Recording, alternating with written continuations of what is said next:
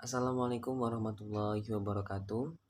Perkenalkan, nama saya Abdul Aziz Ubaidillah, kelas SI 2Q, mata kuliah Organisasi Komputer, NIM 20220170. Baik, di sini saya akan menjelaskan tentang pengertian komputer. Apa itu komputer? Komputer adalah alat yang dipakai atau digunakan untuk mengolah data menurut prosedur yang telah dirumuskan. Kata komputer pada awalnya dipergunakan untuk menggambarkan orang yang pekerjaannya melakukan perhitungan aritmatika dengan atau tanpa alat bantu, tetapi arti kata ini kemudian dipindahkan kepada mesin itu sendiri.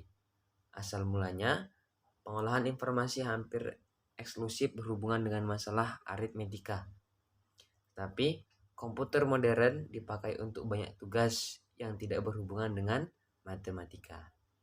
Dalam arti seperti itu, terdapat alat seperti slide rules, jenis kalkulator mekanik mulai dari abacus dan seterusnya, sampai semua komputer elektronik yang kontemporer.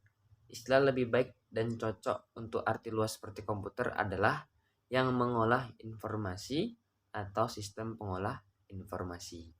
Jadi komputer itu sekarang pengertiannya adalah mengolah informasi atau sistem informasi. Selama bertahun-tahun sudah ada beberapa arti yang berbeda-beda dalam kata komputer. Dan beberapa kata yang berbeda tersebut sekarang disebut sebagai komputer. Kata komputer secara umum pernah dipergunakan untuk mendefinisikan orang yang melakukan perhitungan aritmetika dengan atau tanpa mesin pembantu. Menurut Barnard Concise Dictionary of Etymology, kata tersebut digunakan dalam bahasa Inggris pada tahun 1646 sebagai kata untuk orang yang menghitung. Kemudian menjelang 1897 juga digunakan sebagai alat hitung mekanis. Selama Perang Dunia Kedua, kata tersebut menunjuk kepada para pekerja wanita Amerika Serikat dan Inggris yang pekerjaannya menghitung jalan artileri perang dengan mesin penghitung. Itu sejarah singkat tentang komputer. Baik, lanjut yang kedua. Saya akan menjelaskan tentang apa itu perbedaan arsitektur dan organisasi komputer. Sebelum itu saya akan menjelaskan tentang pengertiannya. Pengertian dari arsitektur komputer. Arsitektur komputer adalah konsep perencanaan dan struktur pengoperasian dasar atau sebuah sistem komputer. Arsitektur komputer dapat didefinisikan serta dikategorikan sebagai ilmu sekaligus seni mengenai bagaimana cara menghubungkan komponen-komponen hardware agar dapat menciptakan sebuah komputer yang memenuhi kebutuhan fungsional, kinerja, dan target biayanya. Kita contohkan yang merupakan masalah rancangan arsitektural, perlu atau tidaknya sebuah komputer memiliki perintah pengalamatan pada memori.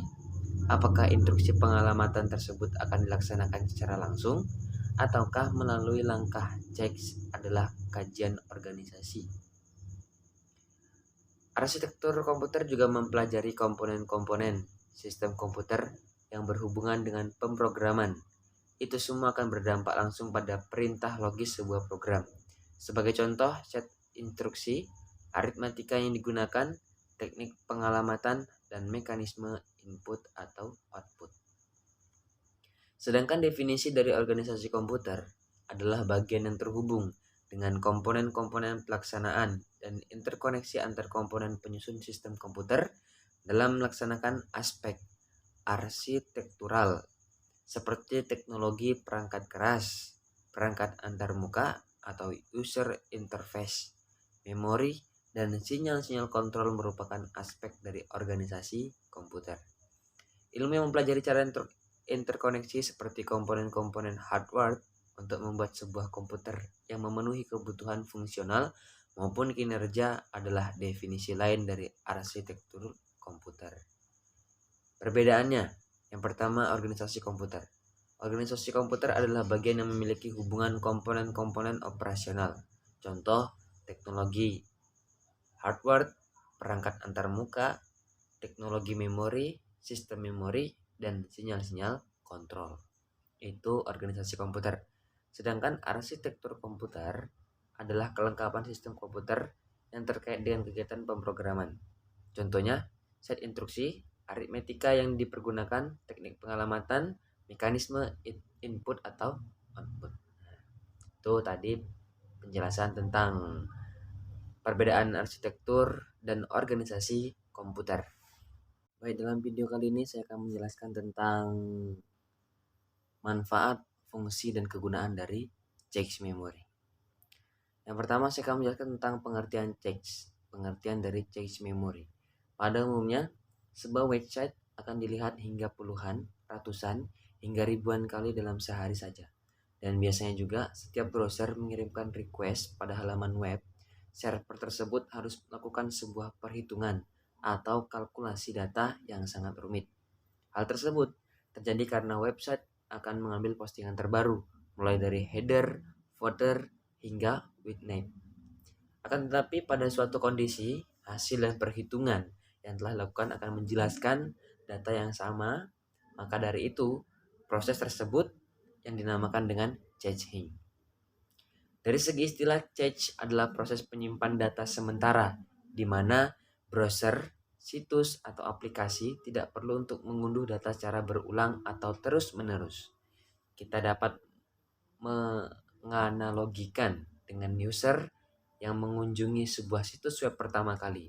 Maka browser secara otomatis akan menyimpan informasi yang membantu perangkat atau biasa disebut device dalam mengakses situs website dengan lebih efisien dan kunjungan yang berikutnya.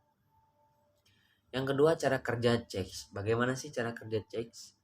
Setelah Anda mengetahui apa itu cache, selanjutnya kita akan masuk pada pembahasan mengenai bagaimana proses jalannya program cache untuk menampilkan situs pada browser.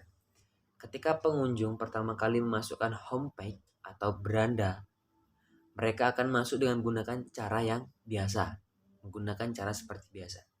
Mulai dari permintaan yang diterima, kemudian dilakukan pemrosesan data pada database server, dan halaman map diubah menjadi format file HTML yang selanjutnya akan dikirim menuju browser dari web pengunjung. Dikarenakan proses caching diaktifkan, maka server akan menyimpan file HTML dalam RAM, Random Access Memory, yang dapat membaca data dengan cepat.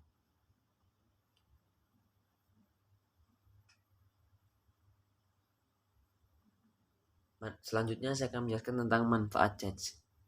Manfaat utama dari adanya cache memory dapat membuat aplikasi atau browser menjadi lebih cepat, lebih efisien disebabkan sistem yang menyimpan data secara lokal, sehingga browser Anda tidak perlu untuk mengulang permintaan secara terus-menerus terkait data halaman website yang sudah pernah Anda kunjungi sebelumnya. Jadi halaman yang sudah pernah Anda kunjungi itu browser dapat menerimanya dengan cepat, ya tidak lama. Manfaat yang berikutnya adalah menambah nilai konversi dan traffic, di mana semakin cepat sebuah website dibuka, maka semakin nyaman juga user untuk masuk dan mengeksplorasi situs web tersebut. Sehingga nilai konversi dan optimasi SEO menjadi lebih baik lagi. Dan yang terpenting, pengalaman pengguna juga menjadi nilai tambah yang dapat membantu business campaign Anda. Cukup sekian video yang dapat saya sampaikan. Kesimpulan dari cache memory adalah salah satu teknologi untuk menyimpan data sementara supaya dapat ditampilkan dalam sebuah aplikasi browser atau situs tanpa perlu mengulang-ulang kembali dalam pemrosesan data. Jadi, pastikan Anda bijak dalam menggunakan sebuah cache. Lakukan pembersihan cache secara berkala agar tidak membuat perangkat Anda menjadi lambat. Saya Abdul Aziz Ubaidillah pamit undur diri. Bila banyak kurang dan lebihnya, saya mohon maaf. Assalamualaikum warahmatullahi wabarakatuh.